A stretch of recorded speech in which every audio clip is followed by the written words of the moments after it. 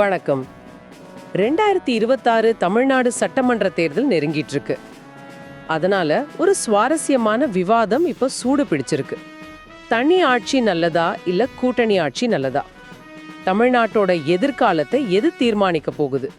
இத பத்தி கொஞ்சம் ஆழமா பார்க்கலாம். இது ரொம்ப ரொம்ப முக்கியமான கேள்வி. என்ன கிட்டத்தட்ட ஒரு 70 வருஷமா தமிழ்நாடு பார்த்தது என்னன்னா டிஎம்கே இல்லனா அதிமுக அவங்களோட தனிப்பெரும்பான்மை ஆட்சி தான்.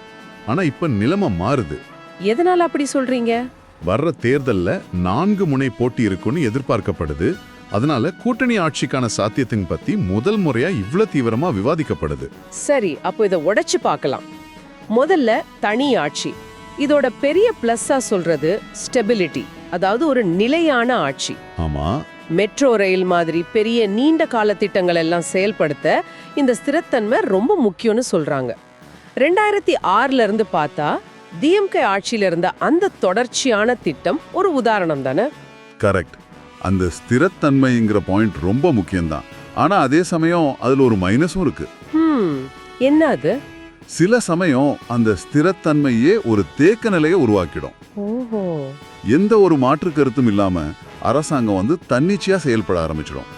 அதிகாரம் ஒரே இடத்துல குவியும் போது 2G வழக்கு மாதிரி ஊழலுக்கான வாய்ப்புகளும் அதிகமாகுது. சரிதான்.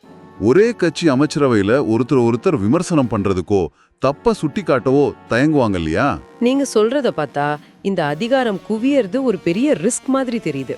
அப்போ இதுக்கு கூட்டணி ஆட்சி ஒரு தீர்வா இருக்குமா? தேரிப்படி பார்த்தா ஆமா. எப்படி? கூட்டணி ஆட்சியில பல சமூகங்களுக்கும் பல பகுதிகளுக்கும் பிரதிநிதித்துவம் கிடைக்கும்.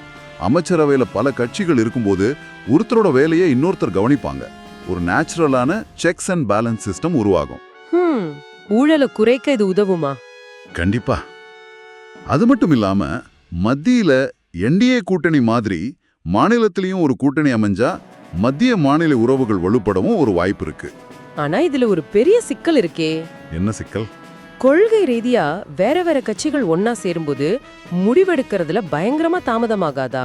மிகச்சரியான பாயிண்ட். ஒரு உதாரணத்துக்கு, ஒரு தொழிற்சாலைய எங்க அமைக்கணும்னு முடிவு பண்ணணும்னா ஒவ்வொரு கட்சியும் தன் தொகுதிக்கு இழுக்க பார்க்கும். அப்போ முடிவெடுக்கிறது ரொம்ப கஷ்டம் இல்லையா? அதேதான். இதத்தான் கொள்கை முடக்கம்னு சொல்றோம். ஒவ்வொரு கட்சியும் தங்களோட சுயநலத்துக்காக அழுத்தம் கொடுக்கும்போது ஆட்சி கவிழ அபாயம் கூட இருக்கு. மகாராஷ்டிரால சமீபத்துல என்ன ஆச்சுன்னு நாம பார்த்தோம். ஆமா, பெரிய அரசியல் குழப்பம். எல்லாருக்கும் பிரதிநிதித்துவம் கொடுக்கறேன்னு ஆரம்பிச்சு கடைசியில யாருக்குமே நிலையான ஆட்சியை கொடுக்க முடியாம போயிடும். அது முழக்கம் மட்டும் இல்ல, அது திராவிட அரசியலோட அடிப்படை மனநிலையே காட்டுது. கொஞ்சம் விளக்கமா சொல்லுங்களேன். அதாவது அதிகாரத்தை பகிர்றதுல திராவிட கட்சிகளுக்கு இயல்பாவே ஒரு தயக்கம் இருக்கு. தங்களோட திட்டங்களை எந்த சமரசமும் இல்லாம செயல்படுத்தணும்னா தனிப்பெரும்பான்மை அவசியம்னு அவங்க நம்புறாங்க. சரி. கூட்டணி வச்சா சின்ன சின்ன கட்சிகளோட நிபந்தனைகளுக்கு பணிஞ்சு போக வேண்டியிருக்கும்னு நினைக்கிறாங்க. இந்த மனநிலை தான் இத்தனை வருஷமா தமிழ்நாட்டுல கூட்டணி ஆட்சி பெருசா அமையாததுக்கு ஒரு முக்கிய காரணம். ஆஹா, இந்த விவாதத்தை சுருக்கமா பார்த்தா ஒரு பக்கம் நிலையான வேகமா முடிவெடுக்கக்கூடிய தனி ஆட்சி, ஆமா, மறுபக்கம் பலதரப்பட்ட மக்களோட குரல்கள் ஒலிக்க வாய்ப்பு தரும் கூட்டணி ஆட்சி. ரெண்டுலயுமே நிறை குறைகள் இருக்கு. சரியா சொன்னீங்க. ஆனா இது வெறும் நிலையான ஆட்சி வர்சஸ் பிரதிநிதித்துவங்கிற சாய்ஸ் மட்டும் இல்ல.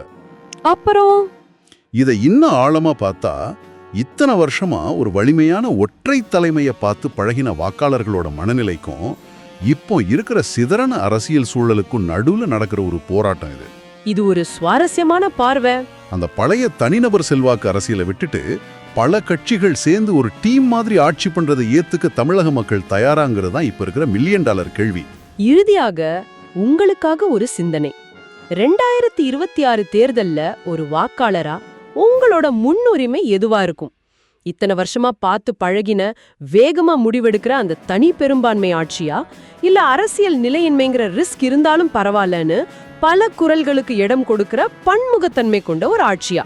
இத பத்தி நீங்க யோசிங்க.